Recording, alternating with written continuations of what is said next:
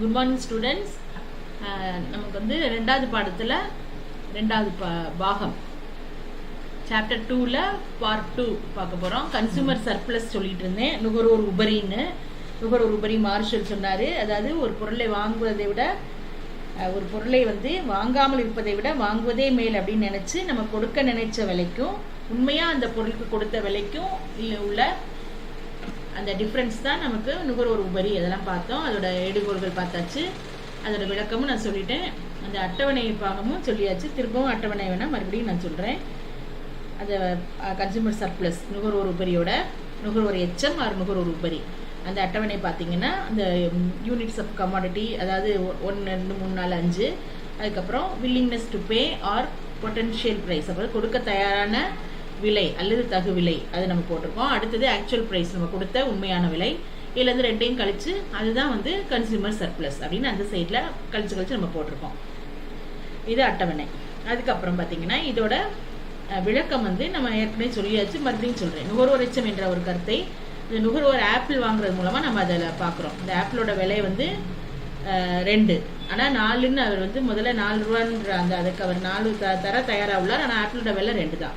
அப்போ அது 4 - 2 2ன்னும் போது இப்படி வருது. கணித இதையும் நம்ம பார்த்தோம். TU - P × Q அதெல்லாம் சொல்லியாச்சு. இப்போ இந்த வரைபடத்தை பாருங்கள். இந்த வரைபடத்துலேருந்து நம்ம என்ன தெரிஞ்சுக்கோம்னா, இந்த வரைபடம் XY நம்ம போடுறோம். XY X axis Y axis போட்டுறோம். அதில் போட்டுட்டு இங்கே பாருங்கள் XY X ஆக்சிஸ் வந்து தேவையோட அளவு, அதாவது குவான்டிட்டி டிமாண்டட். Y ஆக்சிஸில் பார்த்தோம்னா விலை, ப்ரைஸ். அதுக்கப்புறம் நம்ம இந்த இது வரைகிறோம். இந்த நம்மளோட அந்த வரைபடத்தில் X அச்சு தேவையோட அளவையும் Y அச்சு விலையையும் குறிக்குது. அதில் DD1 அப்படின்ற நுகர்வோரோட பல்வேறு பண்ட அலகுகள் மூலம் பெறும் பயன்பாட்டை குறிக்கிறது. அந்த இது அது விலை வந்து OPயாக இருக்கும்போது தேவையோட அளவு OQவாக இருக்குது. எனவே உண்மை விலை பாருங்க, OPCQ எங்கே இருக்குது? இது இருக்கு பாருங்க, OPCQ வரைக்கும் உங்களுக்கு வந்து அதுதான் வந்து உண்மையான விலை. அதான் OP × OQ, அதான் வந்து OPCQ. ஆனால் தகு விலை வந்து ODCQ. அப்போ நுகர்வோர் எச்சம்ன்றது ODCQலேருந்து -OPCQ, that's equal to PDC. அந்த ஷேட் பண்ணியிருக்கோம் பாருங்க, ஒரு மாதிரி ஒரு கூட போட்டிருக்கலாம். அதுதான் அந்த கன்சூமர் சர்ப்ளஸ், அதுதான் நுகர்வோர் எச்சம். அந்த நிழலிட்ட பகுதி தான் நுகர்வோரோட எச்சம், கன்சூமர் சர்ப்ளஸ் அப்படின்றது இந்த படத்துலேருந்து தெரியுது. அதே தான் நுகர்வோர் எச்சம் is equal to ODCQ - OPCQ, that's equal to PDC. அப்போ 20 - 10ன்னா அந்த 10 தான் நிழலிட்ட பகுதி தான் நுகர்வோர் எச்சம். அவ்வளோதான். குறைபாடுகள் பார்த்தோம்னா இதில் கிரிட்டிசிசம் வந்து utility cannot be measured because utility is subjective. இந்த பயன்பாட்டை நம்ம அளவிட முடியாது, ஏனென்றால் பயன்பாடு என்பது உளவியல் அடிப்படையானது. ரெண்டாவது பார்த்தீங்கன்னா marginal utility of money does not remain constant. பணத்தோட இறுதிநிலை பயன்பாடு நிலையாக இருக்காது, மாறிக்கிட்டே இருக்கும். அடுத்து மூணாவது பார்த்தீங்கன்னா தகு விலைன்றது உள்ளுணர்வு சார்ந்தது. அது நுகர்வோர் மட்டும்தான் தெரியும். அதை வந்து வெளியே உணரதான் முடியுமே தவிர அதை வந்து எக்ஸ்பிரஸ் பண்ண முடியாது. அதான், அதாவது potential price is essential. It might be known to the consumer himself alone. அவ்வளோதான். அடுத்து நெக்ஸ்ட் டாபிக் எடுத்தீங்கன்னா லா ஆஃப் டிமாண்ட். ரொம்ப முக்கியமானது தேவை விதி. எல்லா பரீட்சையிலையும் இது கண்டிப்பாக கேட்பாங்க. தேவை விதின்றது லா ஆஃப் டிமாண்ட் அப்படின்னு சொல்லுவோம். தேவை விதினா ஒரு நிறுவனம் அது உருவாகிறதுக்கும் அதை நீடித்திருக்கிறதுக்கும் லாபம் பெறுறதுக்கும் தேவை ரொம்ப முக்கியம்.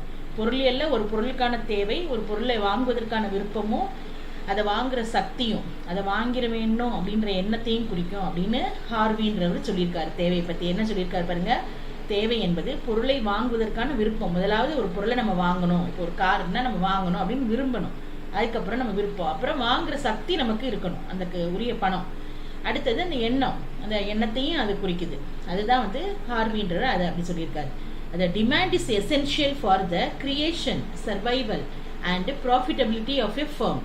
Demand in economics is the desire to possess something. மனசில் முதல்ல விருப்பம் இருக்கணும். And the willingness and the ability to pay a certain price in order to possess it அப்படின்றது ஹார்வியோட டெஃபினிஷன். அடுத்து பார்த்தோம்னா தேவை என்பது பண்டத்தை வாங்கும் திறனுடன் கூடிய விருப்பத்தை குறிக்கிறது அப்படின்னு சொல்லி ஸ்டோனியர் ஹேக் அப்படின்றவர் சொல்லியிருக்காரு. Demand in economics means desire backed up by enough money to pay for the good demanded அப்படின்னு ஸ்டோனியர் அண்ட் ஹேட் சொல்லியிருக்காங்க. 2 டெஃபினிஷன். இப்போ அடுத்து பார்த்தோம்னா கேரக்டரிஸ்டிக்ஸ் ஆஃப் டிமாண்ட் அப்படின்னா தேவையோட பண்புகள். தேவையோட பண்புகள்னு பார்க்கும்போது விலை முதலாவது. தேவை எப்போதுமே விலையோட சேர்ந்துருக்கு. அடுத்து காலம். தேவை வந்து ஒரு குறிப்பிட்ட பொருளுக்கான குறிப்பிட்ட நாள் இல்லைன்னா வாரம், இந்த குறிப்பிட்ட மாதம் இல்லை குறிப்பிட்ட வருடம், அதை பொறுத்தது. அடுத்து சந்தை. தேவை வந்து விற்பவர் வாங்குவர் அவங்கள கூடிய சந்தையை சார்ந்தது. அடுத்த அளவு. தேவை என்பது நுகர்வோர் எவ்வளோ வாங்குறாங்க அந்த அளவை சார்ந்தது. First price. Demand is always related to price. அடுத்து டைம். டைம்னும் போது டிமாண்ட் ஆல்வேஸ் மீன்ஸ் அந்த ஒரு பொருள் வாங்குறோம்னா அது எப்படி, அது வந்து யூனிட் ஆஃப் டைம், பெர் டேயா பெர் வீக்கா அது வருமா, பெர் மந்த்தா பெர் இயரா, அது நம்ம பார்க்குறோம். அதுதான். அடுத்து மார்க்கெட்னா demand is always related to the market, buyer and sellers. அடுத்தது அளவு, amount. Demand is always a specific quantity which a consumer is willing to purchase. அடுத்தது டிமாண்ட் ஃபங்க்ஷன். இதை வந்து நம்ம தேவை சார்பு அப்படின்றோம். டிமாண்ட் ஃபங்க்ஷன் என்னன்னா தேவை சார்பு. டிமாண்ட் வந்து ஆல்வேஸ் டிபெண்ட்ஸ் அப்பான் ப்ரைஸ் தான். தேவை வந்து எப்போவுமே வந்து விலையை தான் சார்ந்திருக்கும். This means demand for a commodity is a function of price. Demand function mathematically is denoted D is equal to F of P. அப்போ Dனா டிமாண்டு, Fனா ஃபங்க்ஷன், Pனா ப்ரைஸ். தேவை சார்புன்றது தேவை எப்போ விலையை சார்ந்திருக்கு. இந்த தேவை சார்பு அதே தான், நம்ம இப்போ பார்த்த மாதிரியே தான். D is equal to F of Pன்னு போடுறோம். அது Dனா தேவை, Pனா Fனா சார்பு. அடுத்தது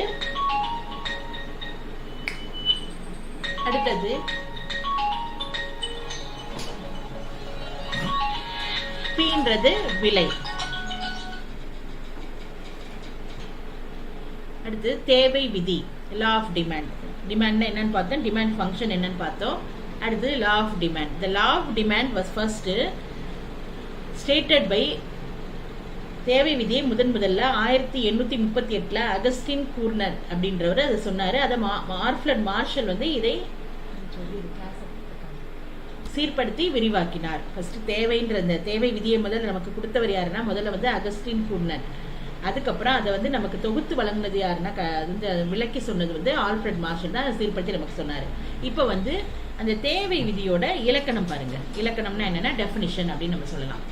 law of demand, law of டிமாண்ட்னா என்னன்னா the quantity demanded increases with a fall in price and diminishes with a rise in price. இதை அண்டர்லைன் பண்ணிக்கோங்க.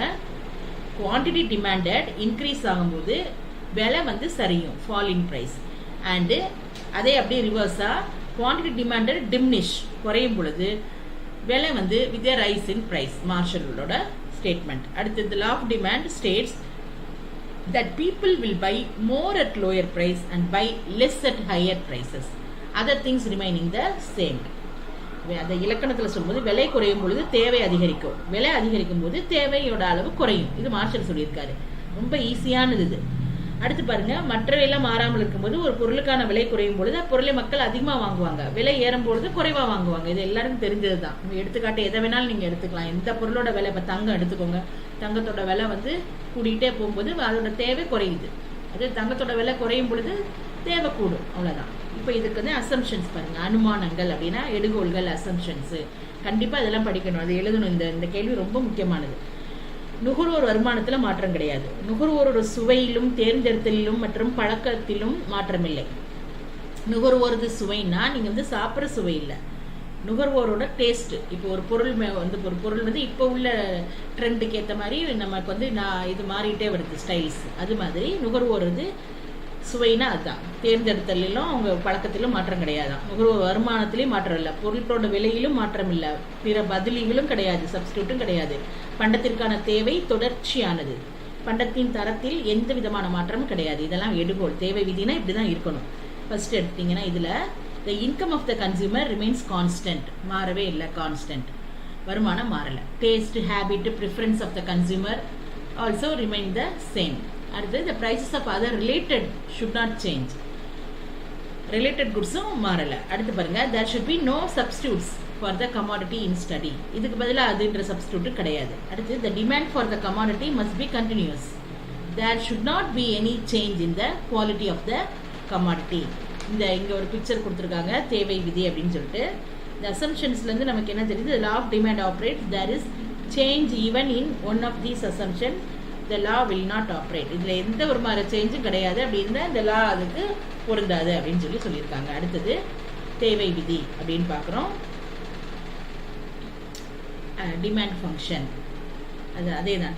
டிமாண்ட் வந்து depends upon price. This means demand already பார்த்தாச்சு. இப்போ வந்து இந்த இது பாருங்கள், கிவ் தீஸ் அசம்ஷன்ஸ்.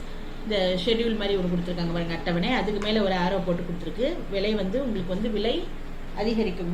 விலை வந்து கூடினால் தேவை குறையும். அடுத்தது விலை குறைந்தால் தேவை அதிகரிக்கும். இந்த ஆரோ மாதிரி போட்டிருக்காங்க, தமிழ் புக்கில் கொடுத்துருக்கு. அடுத்து இந்த அட்டவணையை பாருங்கள், ப்ரைஸ் பாருங்கள், 5 ரூபா இருக்குது. அப்போ 5 ரூபா இல்லை 5 வந்து விலை 5 ரூபா இருக்கும்போது நம்ம ஏதோ ஒரு பொருள் வச்சுக்கோங்க, இமேஜின் பண்ணிக்கோங்க. 1 கிலோ வாங்குறீங்க, அளவு 1 வாங்குறீங்க. அடுத்தது 4 ரூபாயா குறையும் போது நீங்கள் 2 கிலோ வாங்குறீங்க. 3 ரூபாயா வரும் பொழுது 3, இன்னும் 2 ரூபாய் இன்னும் குறையுது, 2 ஆயிடுச்சு. அப்போ 4 கிலோ வாங்குறீங்க. கடைசியில் 1 ரூபாய்க்கு வந்துருச்சு. ஒரு எக்ஸாம்பிளுக்கு நீங்கள் ஏதாவது ஒரு பழம் ஏதாவது இமேஜின் பண்ணிக்கோங்க. இப்போ டொமேட்டோஸ் எடுத்துக்கலாம், தக்காளின்னு வச்சுக்கோங்க, ஏதோ ஒன்று. அப்படி இருக்கும்போது 5 ரூபா இருக்கும்போது 1 கிலோ வாங்குறீங்க. கடைசியில் 1 ரூபா வரும் பொழுது எவ்வளோ வாங்குறீங்க? 5 கிலோவா வாங்குறீங்க. அதான் இந்த படம் இங்கே பாருங்கள். இந்த இதில் பார்க்கும்போது இந்த எக்ஸ்பிளனேஷனில் the law of demand explain the relationship between the price of a commodity and the quantity demanded of it. This law states that quantity demanded of a commodity expands with the fall in price. அதில் நம்ம இந்த அட்டவணையில் நம்ம என்ன பார்த்தோம்? விலை குறைய demand கூடிக்கிட்டே போகுது, அவ்வளோதான். இன் அதர் வேர்ட்ஸ், அதே மாதிரி விலை கூடும் பொழுது டிமாண்டு குறையுது. அதுதான் வந்து இந்த இதில் பார்த்தோம். இந்த லா ஆஃப் டிமாண்ட் பிக்சரும் இந்த ஆரோ மார்க் படமும் இதில் நமக்கு கொடுத்துருக்காங்க. இந்த அட்டவணை, இந்த இன்னொரு வரைபடமும் கீழே இருக்குது பாருங்கள், டயக்ராம். இந்த டயக்ராம்லேயும் எக்ஸ் ஆக்சிஸ் ஒய் ஆக்சிஸ் போட்டிருக்காங்க. எக்ஸ் அதே தான், தேவை அளவு. ஒய் பார்த்தீங்கன்னா ப்ரைஸு. அதில் பார்த்தீங்கன்னா முதல்ல இது 1 ரூபா இருக்கும்போது 5, அடுத்து பாருங்கள் 2 ஆகும்போது 4 ஆகுது, 3, 4, 5 அப்படின்னு குறைஞ்சிட்டே வருது. அதுக்கப்புறம் அந்த கோடு டிடி அப்படின்னு போடுறோம்ல, அதுதான் வந்து என்னன்னா அதுதான் உங்களுக்கு வந்து டிமாண்டோட அந்த லைன். தேவை விதி வரையறுக்கின்ற இந்த வரைபட விளக்கத்தில் நீங்கள் அதை நல்லா பார்த்துக்கலாம். இந்த வரைபட விளக்கம் பார்க்கும் பொழுது எக்ஸ் அச்சில் பண்டத்தோட அளவு, ஒய் அச்சில் விலையும் குறிப்பிடுறோம். அதில் வந்து டிடின்றது தேவை கோடு, டிமாண்ட் லைன், அது டிமாண்ட் கர்வ், தேவை கோடு. அது கீழ் நோக்கி தான் சரிஞ்சு வரும். எப்போவுமே இடமிருந்து வளமாக தான் அது கீழ் நோக்கி தான் வருது பாருங்கள். விலை குறையும் பொழுது தேவை கூடுது. அதுதான் வந்து இங்கே அது அவங்க கொடுத்துருக்காங்க இந்த படத்தில். அதுதான் நம்ம பார்க்குறோம். இங்கே அந்த டயக்ராமில் அதான் X axis Y axis represents the price of the commodity, DD is the demand curve which is a negative slope. அது நம்ம பார்க்குறோம், டவுன்வர்டு. அடுத்தது பார்த்தோம்னா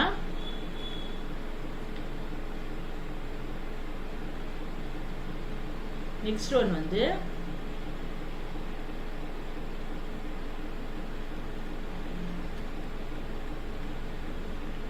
market demand for a commodity. Market demand for a commodity, A's demand, B's demand ன்னு 2 படம் கொடுத்துருக்காங்க.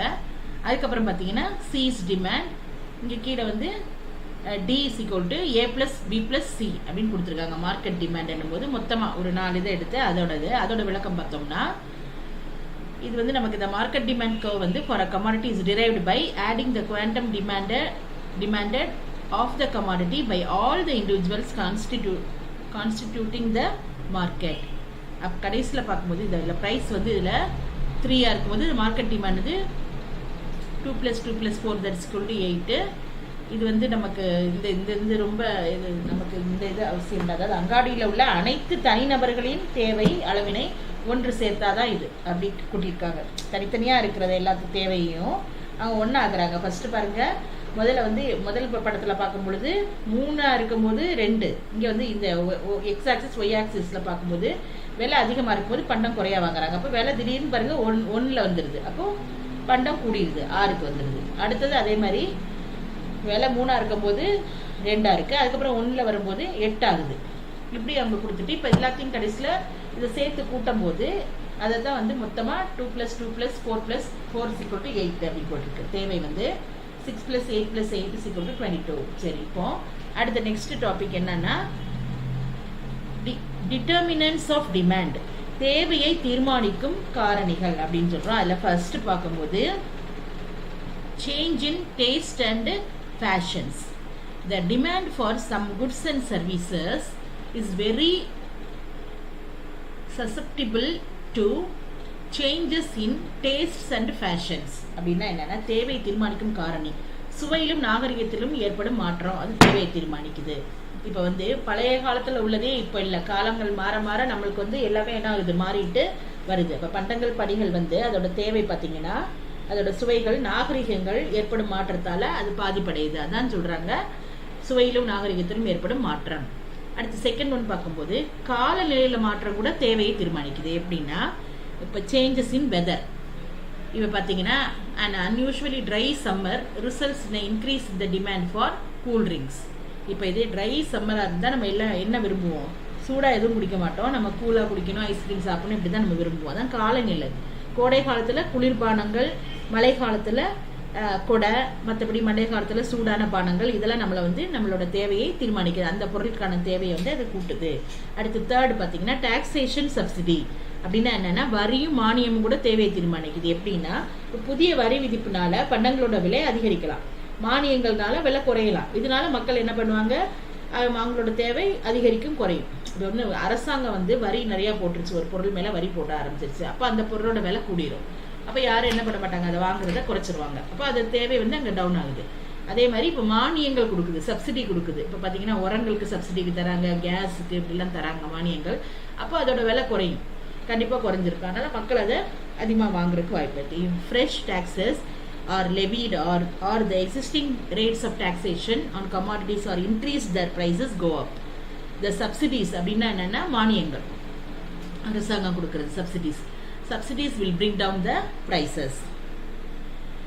அடுத்தது நாலாவது பார்த்தீங்கன்னா எதிர்பார்ப்புகளின் மாற்றம். அப்படின்னா என்னன்னா எதிர்பார்ப்புகள் கூட தேவையோட மாற்றத்தை கொண்டு வரும். இப்போ வந்து தங்கம் விலை பின்னாடி காலத்துல இன்னும் கூடலாம் அப்படின்னு மக்கள் எதிர்பார்த்தா தங்கத்தின் உடனடி தேவை கூடலாம். இன்னும் போக போக தங்கம் ரொம்ப ஏறிக்கிட்டே போகும். இப்பவுமே வந்து கிராம் 5000 வந்துருச்சு. அப்போ இன்னும் நாள் ஆக ஆக இன்னும் ஏறும் அப்படின்னு தெரிஞ்சா இப்போ பரவாயில்ல 5000 நம்ம வாங்கி வைப்போம் அப்படின்னு சொல்லி மக்கள் இன்னும் அதிகமாக வாங்க அதை நாடி ஓடுவாங்க. அதுதான் இப்போ சேஞ்சஸ் இன் எக்ஸ்பெக்டேஷன். பின்னாடி எக்ஸ்பெக்டேஷன்னா இனிமே எதிர்பார்ப்பு. இப்போ expectation also bring a change in demand. அந்த அண்டர்லைன் பண்ணிக்கோங்க. சேஞ்ச் இன் டிமாண்ட் ஏன் வருது, எக்ஸ்பெக்டேஷன், டியூ டு எக்ஸ்பெக்டேஷன். இப்போ எக்ஸ்பெக்டேஷன் ஆஃப் ரைஸ் இன் ப்ரைஸ்னா ஃபியூச்சரில் that results in increase in demand. அப்போ ஃபியூச்சரில் எதிர்காலத்தில் விலை ஏறதுக்கு வாய்ப்பு இருக்குது அப்படின்னு சொல்லி மக்கள் இப்போவுமே அதை டிமாண்டை கூட்டுறாங்க. அவ்வளோதான், வேற ஒன்றும் இல்லை. அடுத்து பார்த்தீங்கன்னா சேமிப்பில் மாற்றம். Changes in savings and demand are inversely related. அப்படின்னா என்னென்னா சேமிப்பும் தேவையும் எதிர்மறை. சேமிப்பு கூடுனா தேவை குறையும், சேமிப்பு குறைஞ்சிச்சுன்னா தேவை கூடும், அந்த மாதிரி. அடுத்தது வணிக நிலை, state of trade activity during the periods of boom and prosperity. அப்படின்னா என்னென்னா நல்ல செழுமையான பீரியட். பூம் அப்படின்னா எல்லா பிஸ்னஸ் ஆக்டிவிட்டிஸ் எல்லாம் நல்ல வெல் டுகெதர் இருக்குது, அந்த மாதிரி வெல் ஆஃபாக இருக்கிற டைம் தான் பூம் அண்ட் ப்ராஸ்பரிட்டி. அப்போ அந்த டைமில் the demand for all commodities tends to increase. On the contrary, during the times of depression there is a general slackening of demand. இப்போவுமே நம்ம இப்போ இருக்கிற காலத்தை உதாரணமாக எடுத்துக்கலாம். செழுமையான காலங்களில் எல்லா பண்டங்களோட தேவைகளும் உயரும் அப்படின்னு நம்ம பார்க்குறோம். மாறாக மந்த நிலை, கொஞ்ச நாளைக்கு முன்னாடி லாக்டவுன் பீரியடு ஊரடங்குலாம் இருந்துச்சு. மந்த நிலை, எந்த விதமான வியாபார நடவடிக்கைகளே கிடையாது. அப்போ பார்த்தீங்கன்னா தேவைகள் எல்லாமே வீழ்ச்சியோடு தான் காணப்பட்டுச்சு. அதுதான். அடுத்தது பார்த்தீங்கன்னா இதுவும் வந்து தேவையை தீர்மானிக்கிற காரணி. அடுத்து விளம்பரம், அட்வர்டைஸ்மெண்ட். முதலாளித்துவ நாடுகளில் பார்த்தீங்கன்னா சந்தையோட தேவையை உயர்த்துவதில் விளம்பரம் ரொம்ப சக்தி வாய்ந்த கருவி. இப்போ நம்மளே இருக்கிறோம், ஒரு பொருள் நம்ம வாங்கணும் அப்படின்னா விளம்பரத்தை பார்த்து எத்தனையோ பேர் வாங்குறாங்க. விளம்பரத்தை பார்த்தோன்னா அந்த பொருள் வாங்கணும் அப்படின்ற மனசில் ஒரு எண்ணம் வருது. இப்போ விளம்பரங்களும் எதை நம்மளுக்கு ஊக்குவிக்குதுன்னா தேவையை ஊக்குவிக்குது. இன்னும் அதிகமாக அந்த பொருளை வாங்கணும் அப்படின்றத நம்மளோட மனசில் அந்த பொருள் மீது ஒரு விருப்பத்தை அது வந்து தூண்டுகிறது விளம்பரம். அதுதான். அப்போ advertisement in advanced capitalistic countries, advertising is a powerful instrument increasing the demand in the market. அடுத்து பாருங்க வருமானத்தில் மாற்றம், அதாவது changes in income. வருமான மாற்றம் கூட தேவையை தீர்மானிக்குமா? எப்படி? இப்போ குடும்பத்தில் வருமானம் உயர்வு நீடித்த பண்டங்களின் தேவையை உயர்த்துது. தொலைக்காட்சி பெட்டி, எடுத்துக்காட்டு குளிர்சாதன பெட்டி, இதெல்லாம். இப்போ திடீர்னு ஒரு வீட்டில் வருமானம் கூடுது, ஒரு போனஸ் வருது, இல்லைன்னா ஏதோ ஒரு எக்ஸ்ட்ரா பணம் ஏதோ வருதுன்னா உடனே அந்த பணத்தில் என்ன செய்வாங்க, என்ன பொருள் இல்லையோ அதை போய் வாங்குவாங்க. அப்போ தேவை கூடும். அந்த பணத்தை வச்சு வந்து அதிகமான பொருட்கள் வாங்கணும்னு விரும்புகிறாங்க. அதுதான். இதே பாருங்க, ஒரு சாதாரண நிலைமையில் இருக்காங்க, வருமானம் சமமாக பங்கிடப்பட்டால் ஏழைகளுக்கு வருமானம் அதிகரிக்கலாம். இவ்வாறு நிகழ்ந்தால் நுகரின் அளவு அவங்களுக்கு அதிகரிக்கும். அப்போ changes in income also that determines demand. An increase in family income may increase the demand for durable like video recorders and refrigerators. Equal distribution of income enables poor to get more income. As a result என்ன ஆகுது, அவங்களுக்கு demand கூடுது, அவ்வளோதான். அடுத்து பாருங்க, change in population. மற்றவை மாறாது இருக்கும்போது மக்கள் தொகை அளவும் இதை வந்து தேவையை பொறுத்த அமைதான் தீர்மானிக்குதான். எப்படின்னா, மக்கள் தொகை உயர்வு பண்டங்களோட தேவையை உயர்த்துகிறது, மக்கள் தொகை குறைவு தேவையை குறைக்கிறது. இப்போ திடீர்னு வந்து ஒரு மக்கள் தொகை அதிகமாக உள்ள இடங்களை பார்க்கும்போது நிறைய பேர் எல்லா பொருளும் மக்கள் வாங்குவாங்க, ஏன்னா மக்கள் தொகை அதிகமாக இருக்குது. இப்போ அதே வந்து ஆர்க்டிக் அண்டார்டிக் இந்த மாதிரி இடத்த எடுத்துக்குவாங்க, மக்கள் தொகை இருக்குதா? அங்கெல்லாம் இல்லை. அப்போ அங்கெல்லாம் ரொம்ப குறைவான மக்கள் தான் இருக்காங்க, அந்த நாடுகளில் மிக குறைவான மக்கள் இருக்காங்க. அப்போ அவங்களோட வருமான உயர்வாக இருந்தாலும் அவங்களோட தேவை வருமான உயர்வாக இருப்பதால் வளர்ந்த நாடுகளில் வருமானம் உயரும் பொழுது அங்கே தேவைகள் கூடுறதுக்கு வாய்ப்பு இருக்கு. அப்போ வந்து மக்கள் தொகை குறைவாக இருந்தால் தேவை குறையுது, அந்த இடத்துல அதிகமாக இருக்கும் பொழுது அவங்களோட வருமானமும் உயரும் பொழுது வளர்ந்த நாடுகள்னா நல்ல என்ன சொல்றது, the demand for goods depends on the size of பாப்புலேஷனை பொறுத்து அமையுது. அதான் increase in population tends to increase the demand for goods. Decrease in population வந்து ஒரு நாளும் டிமாண்டை கூட்டாது, அது டிமாண்டை குறைக்க தான் செய்யும், டிக்ரீஸ் இன் பாப்புலேஷன். அடுத்தது நெக்ஸ்ட்டு தேவை விதி. தேவை விதியின் விளக்குகள்.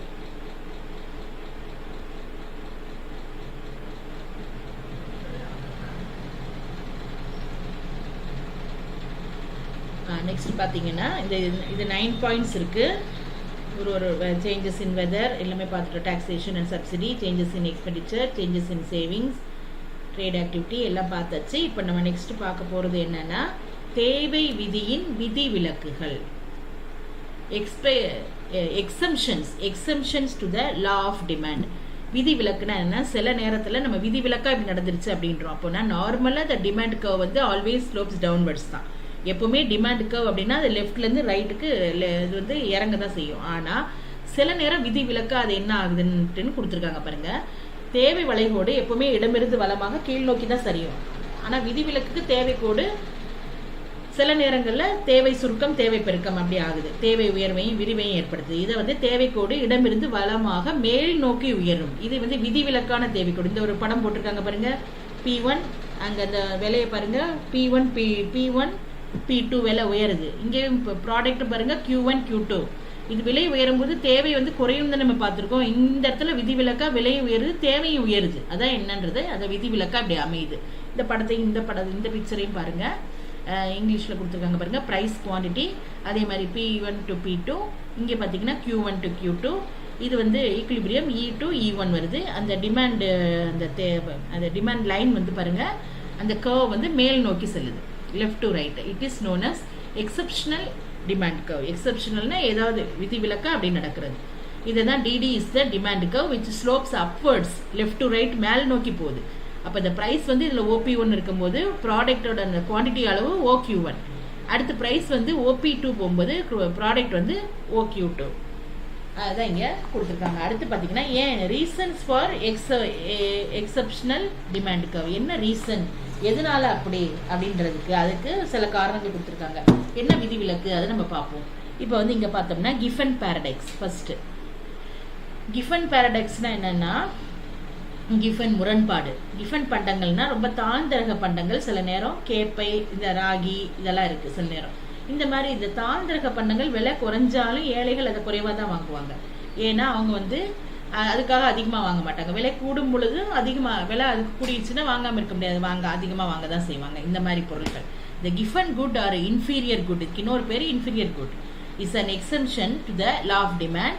when the price of an inferior goods falls, the poor will buy less and vice versa. For example, rice, ragi. இதான் கிஃபன் முரண்பாடு. அதாவது இந்த கேப்ப ராகியோட விலை குறையும் பொழுது மக்கள் குறைவாக வாங்குவாங்க, அதிகமாகும் போது அதிகமாக வாங்குவாங்க. இது விதி விலக்கு அப்படி கிடையாது. நம்ம தேவை விதினா என்னது, விலை கூடுனா தேவை குறையும். ஆனால் இந்த இடத்துல பாருங்க ரெண்டுமே கூடுது ரெண்டுமே குறையுது. இதுதான் முரண்பாடு. அடுத்து நெக்ஸ்ட் பார்க்கும்போது ரெண்டாவது பாயிண்ட் வெப்லன் விளைவு அல்லது பகட்டு விளைவு. அப்படின்னா வெப்லன் ஆர் demonstration effect அப்படின்னா Veplen has explained exceptional demand curve through his doctrine to conspicuous consumption. Rich people buy certain goods because it gives social distinction or prestige. For example, diamonds. இப்போ பாருங்க, வெப்லன்னா என்னன்னா பகட்டு நுகர்வுக்காக மக்கள் வந்து விதிவிலக்கு தேவை கோட்டை விளக்குகிறார். பணக்காரர்கள் வந்து என்ன செய்யறாங்க, பணக்காரர் போல தங்களை காட்டிக்கொள்வார்கள். விலை உயர்வா இருந்தாலும் அந்த பண்டங்களை சமூக அந்தஸ்துக்காக வாங்குறாங்க. இப்போ வந்து சிலர் சொல்லுவாங்க, இப்போ எத்தனையோ பேர் சொல்றது நம்ம கேட்டிருக்கோம், இங்க அப்படி அவ்வளோ ரூபா கொடுத்து இதை வாங்கணும், இந்த டைமண்ட் இதை வாங்கணும், டைமண்ட் நெக்லஸ் வாங்கணும், இது ஜாஸ்தி வாங்கணும். அப்படின்னா என்னன்னா வெப்லன் விளைவுனா அவங்க விலையை பத்தி அவங்க கவலைப்படலை, அது விலை கூடுனாலும் அதை வாங்க தான் செய்வாங்க. அதுதான் அந்த இடம் தான். அதுதான் வந்து இங்கே காக்கு சோஷியல் டிஸ்டிங்ஷனுக்காகவும் ப்ரெஸ்டீஜ்க்காகவும் அந்த பொருளை வாங்குறாங்க. அதான் வந்து பகட்டுக்காக வாங்குறது. அதான் வைரம் டைமண்ட் வாங்குறாங்க. அடுத்து மூணாவது பார்த்தீங்கன்னா அறியாமை. அறியாமைன்னா என்னன்னா இக்னரன்ஸ். சில நேரங்களில் பண்டங்களோட தரம் விலை அடிப்படையில் அமையுது அப்படின்னு பலர் கருதுறாங்க. அதிக விலையுள்ள பண்டம் சிறந்த பண்டம் அப்படின்னு நினைச்சிட்டு நுகர்வோர் நினைக்கிறாங்க. அதனால அது அதிகமாக வாங்குறாங்க. அப்படி கிடையாது. அதிக விலை இருந்தால் அது சிறப்பாக இருக்கும் அப்படின்னு நினைச்சு வாங்குறாங்க. அது அறியாமைனால வாங்குறாங்க. அதே தான் இங்கே பார்க்கும்போது sometimes the quality of the commodity is judged by its price. Consumers think that the product is superior. Consumer நினச்சிக்கிற அந்த ப்ராடக்ட் சுப்பீரியர், ஏன்னா அந்த ப்ரைஸ் ஹையாக இருக்குது. அது வந்து as such they buy more at a higher price. அடுத்தது fourth one speculative effect. அப்படின்னா ஊக விளைவு, அதாவது எதிர்காலம். இப்போ ஒரு படத்தோட விலை உயரப்போகுது, எதிர்காலத்தில் உயரும்னு நினைச்சா அதை அந்த பயத்திலே நுகர்வோர் அதை அதிகமாக வாங்கிடுவாங்க. எடுத்துக்காட்டு கோல்டு, எல்லாத்துக்குமே கோல்டு தான் வருது. இப்போ அதே இங்கேயும் பார்த்துட்டிங்கன்னா ஸ்பெகுலேட்டிவ் எஃபெக்ட்னா என்னன்னா ஃபியூச்சரில் ப்ரைஸ் ஏறுறது. If the price of the commodity is increasing, then the consumers will buy more of it because of the expectation that it will increase still further. Example stock markets, தங்கம், எது வேணாலும் நம்ம எடுத்துக்கலாம். அடுத்து fifth பற்றாக்குறை பயம். இது இந்த பொருள் வந்து காணாமல் போயிடும், பற்றாக்குறை ஆயிரும். ஏன்னா இந்த இக்கட்டான சூழல், போர்க்காலம், இந்த மாதிரி நேரங்கள்லாம் வரும்பொழுது மக்கள் என்ன செய்யறாங்க, பற்றாக்குறை வந்துடும்ன்ற பயத்தில் என்ன பண்றாங்க, அதிக விலைனாலும் மக்கள் வந்து அதிகமாக பொருளை வாங்குறாங்க. இதுதான் வந்து exceptional case. Fear of shortage அப்படின்னா during times of emergency or war people may expect shortage of a commodity and so buy more. எங்கே பற்றாக்குறை வந்துருமோ அப்படின்னு நினச்சி பயந்து மக்கள் அதிகமாக பொருட்களை வாங்கி வைக்கிறது. இதெல்லாம் வந்து விதி விலக்கு. பொருளை விலை ஏறினாலும் வாங்கி வைப்பாங்க. அது வந்து ஆனால் தேவை விதினா உங்களுக்கு என்னென்னு நல்லா தெரிஞ்சுக்கோங்க. விலை ஏறும் பொழுது தேவை குறையும், விலை கூடும் பொழுது விலை ஏறும் பொழுது தேவை குறையும், விலை குறையும் பொழுது தேவை கூடும். அதுதான் வந்து தேவை விதி. அடுத்து பார்த்தீங்கன்னா தேவை extension and contraction of demand. தேவை விரிவும் தேவை சுருக்கமும். விலையில் ஏற்படும் மாற்றத்தால தேவை அளவில் மாற்றம் ஏற்பட்டால் அதுதான் தேவை விரிவுன்றோம், சுருக்கன்றோம். வேறு வகையில் சொன்னா என்னன்னா குறைந்த விலையில அதிக பொருட்கள் வாங்குவது தேவை விரிவு, அதிக விலையில குறைந்த பொருட்களை வாங்குவது தேவை சுருக்கம். அதை வந்து தேவை வந்து ஒரே வளைகோட்டில் நகர்ந்து செல்றது. அதை காட்டியிருக்காங்க பாருங்க. இப்போ ஃபர்ஸ்ட் வந்து ப்ரைஸ் வந்து P1 இருக்கும்போது Q1 அளவு ப்ராடக்டை வாங்குறாங்க. இங்கேயும் அதே தான். அதாவது என்ன, இந்த இதுலேயும் அதான் என்ன கொடுத்துருக்காங்க, the changes in the quantity demanded for a commodity due to change in price alone are called extension and contraction of demand அப்படின்னு சொல்கிறாங்க. அடுத்தது மூவ்மெண்ட் அலாங் டிமாண்ட் கர்வ். இந்த டிமாண்ட் கர்வ் நகர்ந்து செல்றது. இப்போ நான் சொன்னேன்ல அதுதான். அதை வந்து இந்த டயக்ராம் மூலமாக நம்ம பார்க்குறோம். இந்த டயக்ராமில் என்னது, எக்ஸ் ஒய் இருக்குது. அதே மாதிரி ஒய் வந்து ப்ரைஸ், எக்ஸ் வந்து quantity, P1 P2 P3 Q1 Q2 Q3. அதே மாதிரி இங்கே வந்து என்னது டிமாண்ட் கர்வ் டிடி வரைஞ்சிட்டு என்ன போட்டிருக்காங்க, நடுவில் ஃபர்ஸ்ட் வந்து P2ன்றது ஏ, அடுத்து BC. விலை கூடுறதையும் காட்டுறாங்க, விலை குறையிறதையும் காட்டுறாங்க. முதல்ல ஏன்ற பாயிண்ட்ல Q2 P2ன்றது ப்ரைஸ், அது வந்து முதல்ல உள்ள ப்ரைஸ். அப்புறம் பார்த்தீங்கன்னா ஏ புள்ளியில் விலை வந்து முதல்ல பார்க்கும்போது OP2 மற்றும் தேவையோட அளவு OQ2. அடுத்து விலை வந்து OP3 அளவுக்கு குறையும் போது பார்க்கும்போது அந்த வளைகோட்டில் ஏ புள்ளியிலேருந்து சி புள்ளிக்கு நகர்ந்து செல்லுது. அதே மாதிரி அது வந்து தேவை விரிதல். அந்த புள்ளியில் தேவை அளவு பாருங்க OQ3 அளவுக்கு அதிகரிக்குது. இதே போல OP1க்கு உயர்ந்தால் அந்த தேவையோட அளவு OQ1ஆக குறைகிறது. ஏ புள்ளியிலிருந்து பி புள்ளியை நோக்கி நகர்தல், தேவை சுருங்குதல். தேவை விரிதல், தேவை சுருங்குதல், ரெண்டுமே இந்த ஒரே படத்தின் மூலமாக அவங்க அதை விளக்கிறாங்க. இந்த படம் நமக்கு இது கொஸ்டின் இருந்தால் அதை நம்ம அப்போ படிச்சுக்கலாம். அடுத்தது தேவை விலையோடு இடம்பெறுது, shift in the demand curve. இந்த படங்கள்லாம் நீங்கள் வரைஞ்சி நோட்டில் வரைஞ்சி பாருங்கள், கண்டிப்பாக வரையணும். இது நான் முதல்ல சொன்ன படத்தை வரைஞ்சி வச்சுருங்க. அடுத்து நான் என்ன தேவையோ அப்போ நான் சொல்கிறேன். இப்போ இப்போ வந்து தேவை வளைகோடு இடம்பெயர்றது அப்படின்னா என்னன்னா, தேவை வந்து நம்ம இப்போ தேவைன்னா என்னன்னு பார்த்துட்டோம், தேவையோட அசம்ஷன் பார்த்தோம், தேவையோட விதிவிலக்கு எல்லாமே பார்த்துட்டோம். இப்போ அடுத்து நம்ம என்ன பார்க்குறோம்னா, தேவை வளைகோடு இடம்பெயர்வு அடையுது. அதாவது விலை தவிர்த்த ஏனைய காரணிகளில் ஏற்படும் மாற்றங்களால் தேவையில் உயர்வோ குறைவோ ஏற்படுமா, அதை தான் நம்ம வந்து தேவை இடம்பெயர்துன்னு சொல்றோம். இப்போ இங்க இந்த படங்கள்ல காட்டும் போது அந்த வளைகோட்டில் பாருங்க, விலை வந்து OP1 இருக்கு, விலை ஒரே இதாக தான் இருக்கு. அந்த தேவையோட அளவு மட்டும் பாருங்க OQ1 இருக்குது. அப்போ தேவையை பாதிக்கும் விலை தவிர ஏனைய காரணிகள், வருமான மாற்றம், சுவை, பதிலீட்டு பண்ட விலை, இதெல்லாமே வந்து இந்த மாற்றத்தால தேவை அளவு OQ1 இருந்து OQ2 குறையுது. முன்னாடி வந்துச்சு பாருங்க, OQ1 இருந்து OQ2 குறையுது. ஆனா இது வந்து பாருங்க ரெண்டுமே டிமாண்ட் கர்வ் போட்டு ABன்றது நம்ம மார்க் பண்ணியிருக்கோம். இந்த வரைபடத்தில் வலது புறத்தில் உள்ள படத்துல வந்து ஆரம்ப விலை வந்து OP1 இருக்கு, அப்ப தேவை OQ1 இருக்குது. ஆனா இந்த காரணிகள் வந்து என்னன்னா, இந்த மாற்றத்தால அந்த வாங்குற அளவு வந்து OQ2 அதிகரிக்கும் போது இந்த தேவை கோடு வலப்புறமாக D1 இடம்பெயருது. இதை தான் தேவை அதிகரிப்புன்றோம். அதே மாதிரி அடுத்ததுல பார்க்கும்போது இது தேவை விரிவு மற்றும் சுருக்கம் இந்த விலையில் ஏற்பட்ட மாற்றத்தால ஏற்படுது. அதான் இந்த ரெண்டு படமும் அதை எக்ஸ்பிளைன் பண்ணிருக்காங்க. இதான் வந்து shift in the demand curve. If shift in the demand curve occurs with a change in the value of variable other than its price in the general demand function. On the left hand side of the diagram 2.8, the original demand curve is DD. The price is OP1. அப்போ இந்த OP1 இருக்கும்போது quantity demanded OQ1. அடுத்து due to change in the conditions of demand, the quantity demanded decreases from OQ1 to OQ2. அதே தான் சொன்னேன், அது வந்து குறையுது. அதான் தேவை. அது வந்து எக்ஸ்டென்ஷன் இதில் பார்க்குறோம், குறையிறதையும் நம்ம பார்க்குறோம். This is shown in the demand curve to the left. The new demand curve is D1. This is called decrease in demand. அதான் நியூ ரெண்டுலையுமே பாருங்க, ஒரு நியூ ஒரு டிமாண்ட் கர்வ், வெறும் DDன்றது ஒரு டிமாண்ட் கர்வ், அடுத்து D1ன்றது ஒரு டிமாண்ட் கர்வ். அதையும் நம்ம இதில் பார்க்குறோம். இதுதான் தேவை கோடு இடம்பெயர்றது. அடுத்த நெக்ஸ்ட் டாபிக் பார்த்தீங்கன்னா தேவை நெகிழ்ச்சி அப்படின்னு சொல்கிறோம். தேவை நெகிழ்ச்சின்னா எலாஸ்டிசிட்டி ஆஃப் டிமாண்ட். நெகிழ்ச்சின்றது இப்போ எலாஸ்டிக் அப்படின்னா இழுத்தா எவ்வளோ தூரத்துக்கு வேணாலும் வரும், அதான் எலாஸ்டிக். நெகிழ்ச்சி அறிகிறது. அதே மாதிரி விலையில் ஏற்பட்ட மாற்றத்தால் தேவையில் ஏற்படும் மாற்றத்தை தேவை விதி விளக்குது. இப்போ விலையில் ஏற்படும் மாற்றம் எந்த அளவு தேவையில மாற்றத்தை கொண்டது அப்படின்றத தேவை நெகிழ்ச்சி நமக்கு விளக்கும். அப்ப தேவை நெகிழ்ச்சின்றது என்னன்னா, குறிப்பிட்ட விலை மாற்றத்திற்கு தேவை அளவில் ஏற்படும் பதில் மாற்ற விகிதம் விளக்கப்படுகிறது அப்படின்னு ஸ்டோனியர் ஹேக்ன்றவங்களும் சொல்லியிருக்காங்க. அதான் நெகிழ்ச்சியுள்ள தேவை அல்லது மிகை நெகிழ்ச்சியுள்ள தேவை. அந்த ரெண்டு விதத்துல நம்ம சொல்றோம். இப்போ வந்து the law of demand explains, முன்னாடி பார்த்தோம் law of demand explains the direction of change in demand due to change in the price. இது நம்ம பார்த்துட்டோம்.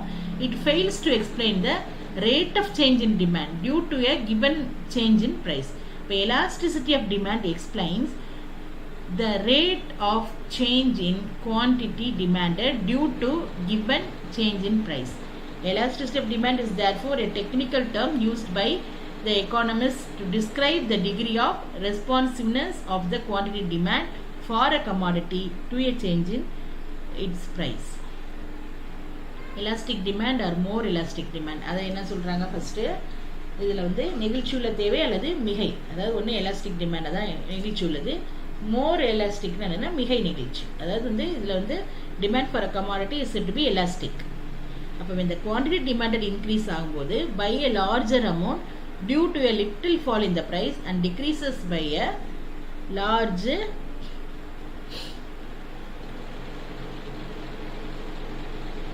அத அந்த பிக்சர் பார்த்தோம்னா இதுல தெரியுது பாருங்க, இந்த படத்துல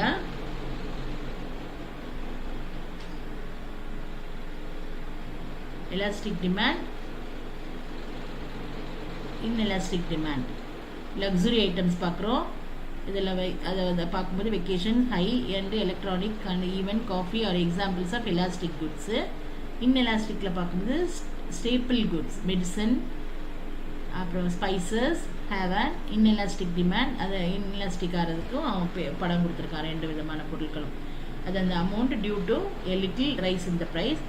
மோர் scientific elastic demand is called as more elastic demand. அடுத்தது types of elasticity of demand. இப்போ வந்து இவ்வளோ நேரம் எலாஸ்டிசிட்டி ஆஃப் டிமாண்ட்னா என்னன்னு பார்த்தோம்.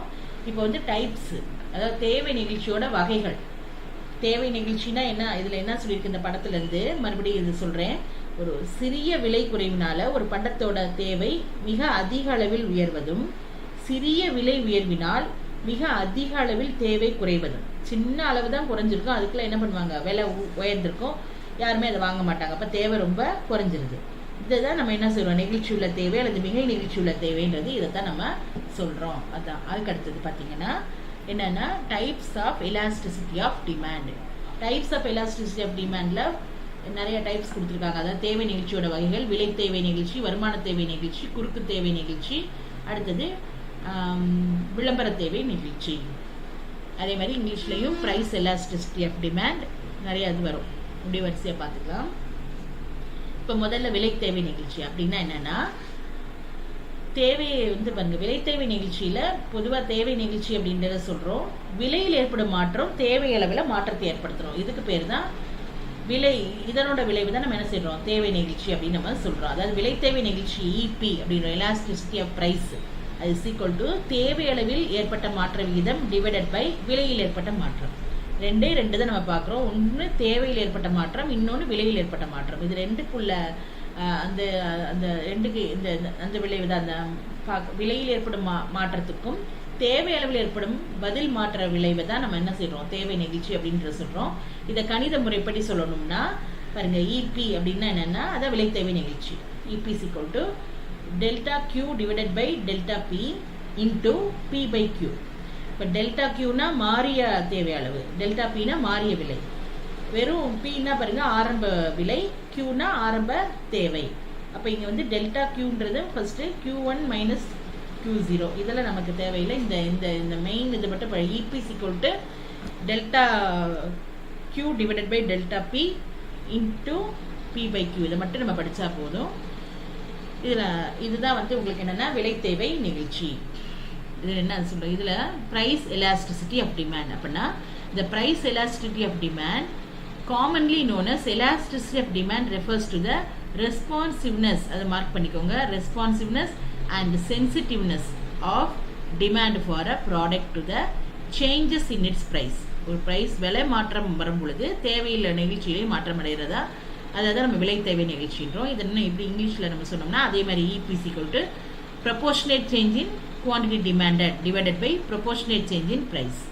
அதே தான் கணித முறை, அதே தான். EP equal to delta Q delta P into P by Q. Delta கியூனா என்ன, டெல்டா பினா என்ன, பி கியூனா என்ன, அவ்வளோ எழுதுனா நமக்கு இது அது மட்டுமே இதுக்கு தேவை.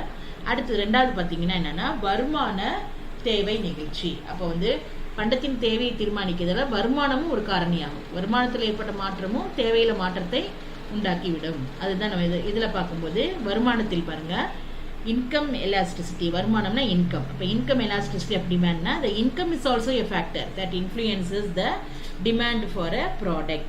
அதிக வருமானம் இருந்தால் அதிகமாக பொருட்கள் வாங்குவாங்க, குறைவான வருமானம் இருந்தால் குறைவாக வாங்குவாங்க. அதான் வருமானமும் இதை தீர்மானிக்குது. hence the degree of responsiveness of a change in demand for a product due to the change in the income is known as income elasticity of demand.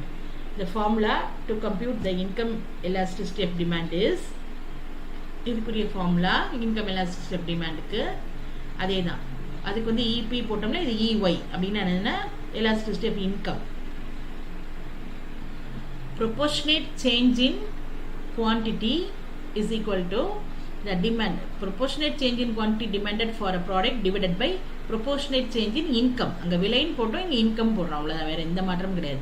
அப்போ நிறைய பொருட்கள், மோஸ்ட் ஆஃப் த குட்ஸ் பாருங்க, income elasticity of demand is greater than 1, indicating that with the change in income the demand will also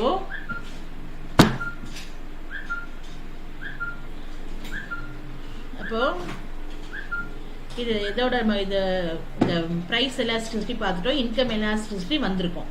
time ஆயிடுச்சு. இந்த next கிளாஸில் இப்போ இந்த elasticity of டிமாண்டோட types நம்ம பார்த்துட்டு இருக்கோம். இதை நம்ம அடுத்த கிளாஸில் பார்ப்போம். Thank you students.